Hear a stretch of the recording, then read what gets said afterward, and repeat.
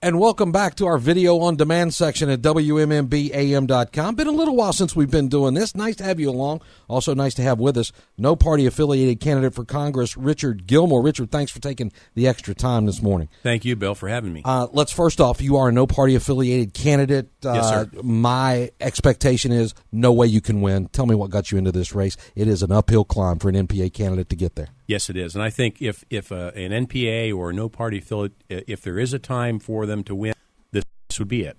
With Congress approval at a 9% right now, they're roughly at the same approval rate as I don't know what. The IRS has a 40% approval rating, so Congress I can't believe 9%. That.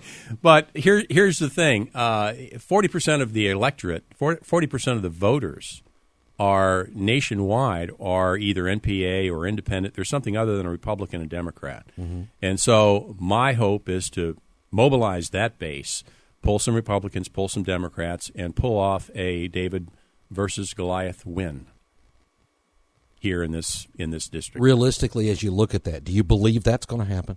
I believe if God said to happen, it'll happen. Yes, sir. Okay. Well, that's a good answer I guess you can ask for.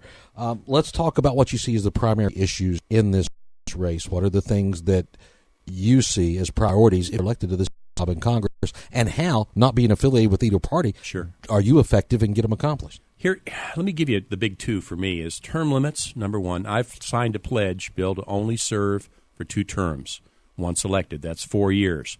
Now, if you vote for me, you'll be saving the federal government about $2 million. How's that? Well, I won't get a pension because I'll only serve 2 terms, 4 years. You have to be 5 years to fully vest. So you'll save about $1 million in pension for me, and you'll be pushing out an incumbent that would have only served 4 years, so Bill won't get a pension either. So that'll be about $2 million you'll save. The other real important thing is, for me, I am passionate about energy independence. In fact, my campaign has put together a policy, a national energy policy proposed that I have forwarded to Marco Rubio. He has it in Washington. Mm-hmm. Part of that energy plan has a part of the CAPE designated for National Energy Research and Development Center that will get us off of foreign oil and find clean, renewable sources for our future. All right. We've got a question on that on the phones. We've got Matt in Suntree. Matt, thanks for your patience. Glad you're here. Go ahead with your question. Sure. Actually, 2 questions that are related. First question is, if elected, what would you do to reduce our dependence on foreign oil? And the second question that kind of ties into that is, would you vote to continue sending money to Middle Eastern countries that basically want to destroy the United States? All right, thank you, Matt. I appreciate it, and I'll leave you hanging here for a moment so you can hear the answer. Yeah, Matt, thanks so much. Number one, I'm passionate about getting us off foreign oil, and that would be that would be part of the national energy policy would be to get us the heck off of foreign oil. We have been blessed, our country has been blessed with a huge supply of oil and especially natural gas. We have over 100-year supply of natural gas underneath our feet. Now, natural gas comes out of the ground at 130 octane. With modifications, slight modifications, you burn in your car, in your truck, in your SUV. And about a month, being done in some places. Yeah, absolutely. I was in the ribbon cutting a month ago. Fort Pierce Waste Pro converted their whole fleet from diesel to natural gas. They put in a $7.5 million refueling depot in Fort Pierce, Florida.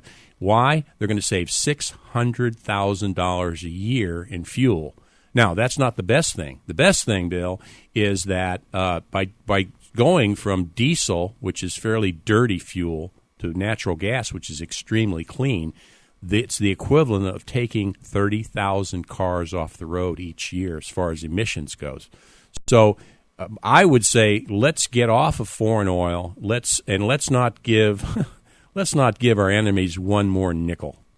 All right, the Obama administration big on pushing energy sources that are, in my estimation, not ready for prime time. Mm-hmm. Whether it's solar, whether it's the electric cars. Are you behind what the Obama administration is doing for alternative energy? Is it smart to go that way? What's smart as far as energy policy goes? Well, that would be the mission of the National Energy Research and Development Center on Cape Kennedy. we would reemploy thousands of engineers and scientists because, Bill, they've already figured it out.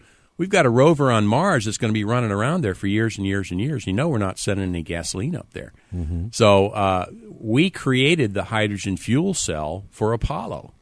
So the research, the brain power that we have in this, that's our biggest resource that we can put to work right here and get people back to work, finding a way of getting us into clean, renewable sources. I think eventually we'll go to hydrogen as a fuel source. That's probably 15 years in the future.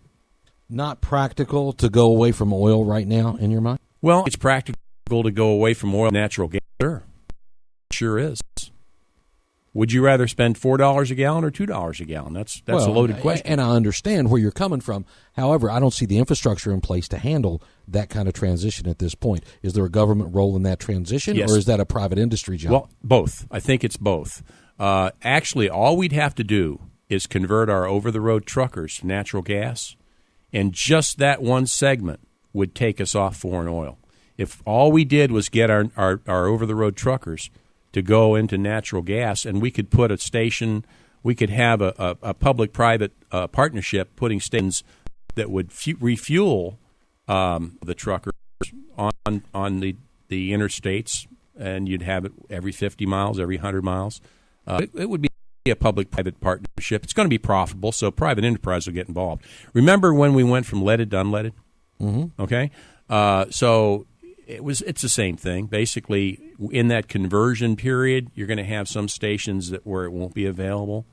But anybody that wants to make money from natural gas will certainly want to put that in on their new stations. All right, very good. You're running as a no-party affiliated candidate. We've talked about it being a tough road to hoe. Mm-hmm.